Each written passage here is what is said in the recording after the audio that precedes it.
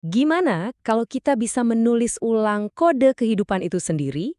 Hari ini, kita bakal menyelami kisah terobosan ilmiah yang benar-benar mengubah dunia dan sosok perempuan hebat di baliknya, Jennifer Doudna. Oke, cerita kita mulai di bulan Maret 2020. Waktu itu, dunia lagi diambang kekacauan karena pandemi. Nah, di tengah semua kepanikan itu, seorang ilmuwan bernama Jennifer Doudna ngumpulin timnya dan ngucapin kata-kata yang sangat mendesak ini. Jadi, pas dunia lagi berjuang mati-matian melawan COVID-19, Doudna tuh nggak tinggal diam.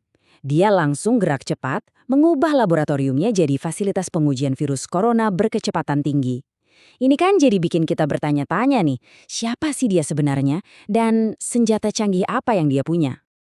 Ternyata senjata rahasianya adalah CRISPR. Dan yang lebih kerennya lagi, teknologi penyuntingan gen yang super canggih ini ternyata idenya datang dari trik kuno yang dipakai bakteri buat ngelawan musuh bebuyutannya, virus. Tapi, untuk benar-benar ngerti seberapa dahsyatnya CRISPR, kita harus mundur sedikit. Kita perlu lihat lagi ke masa kecil Doudna dan perjalanan luar biasa yang akhirnya membawa dia ke penemuan ini. Semuanya berawal waktu dia masih kelas 6 SD di Hawaii. Doudna nemuin sebuah buku, The Double Helix, dan langsung jatuh cinta. Buat dia, ini bukan buku sains biasa, tapi lebih kayak cerita detektif yang seru banget tentang perlombaan buat mecahin rahasia terbesar kehidupan, struktur DNA. Tapi jelas dia nggak sendirian dalam perjalanan ini. Penemuannya itu dibangun di atas pundak para raksasa sains selama lebih dari 1 abad, mulai dari kacang polongnya Mendel sampai pemetaan lengkap seluruh kode genetik kita. Sementara kebanyakan ilmuwan lain terobsesi sama DNA, Doudna justru beda. Dia malah bertaruh pada saudaranya yang sering dipandang sebelah mata, RNA. Dia yakin banget disitulah kunci buat memahami asal-usul kehidupan tersembunyi. Nah, fokusnya ke RNA inilah yang ngebawa dia ke penemuan aneh bernama CRISPR.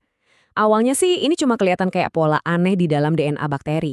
Tapi ternyata ini adalah sistem kekebalan yang super canggih yang nyimpen foto-foto virus penyerang biar bisa dihancurin kalau mereka berani datang lagi.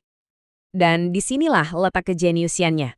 Doudna dan kolaboratornya, Emmanuel Charpentier, kepikiran, tunggu dulu, gimana kalau sistem pertahanan bakteri ini bisa kita bajak? Gimana kalau senjata alami ini bisa kita program ulang jadi alat super presisi buat ngedit gen? Jadi gimana cara kerjanya? Sebenarnya simpel banget. Bayangin aja ini kayak gunting molekuler yang bekerja dalam 3 langkah. Pertama, dia cari segmen DNA yang jadi target. Kedua, dia potong dengan sangat presisi. Dan ketiga, ini yang paling penting, dia ngasih kesempatan buat para ilmuwan buat nulis ulang kode kehidupan di titik potongan itu. Penemuan ini tuh kayak suara tembakan pistol start. Tiba-tiba, dor! Memulai perlombaan global yang sengit banget. Bukan cuma buat ngejar paten sama penghargaan, tapi juga buat menghadapi konsekuensi etis yang luar biasa besar. Timnya Doudna langsung berhadapan 1 lawan 1 dengan saingan beratnya, sebuah laboratorium di Broad Institute yang dipimpin oleh Feng Zheng. Pertarungan mereka ini memicu salah satu perebutan paten paling sengit dalam sejarah sains modern. Tapi ini bukan cuma soal persaingan. Doudna sendiri mulai dihantui sama pertanyaan-pertanyaan yang mengerikan tentang kemungkinan ciptaannya disalahgunakan. Dia beneran sampai mimpi buruk dan bertanya ke dirinya sendiri, apa jangan-jangan aku baru aja menciptakan alat untuk monster di masa depan? Dia dan ilmuwan lain pun mulai bergulat dengan pertanyaan-pertanyaan besar. Oke, kita bisa ngilangin penyakit, tapi apa yang bisa menghentikan kita buat menyempurnakan manusia? Dan apa dampaknya buat rasa empati dan kemanusiaan kita bersama? Dan ternyata di tahun 2018, ketakutan yang tadinya cuma teori itu benar-benar jadi kenyataan yang mengejutkan. Seorang ilmuwan dari Tiongkok mengumumkan sesuatu yang nggak terpikirkan sebelumnya. Dia telah menggunakan CRISPR buat nyunting gen 2 bayi perempuan kembar. Dia beneran udah melewati batas moral yang disepakati oleh seluruh komunitas ilmiah dunia.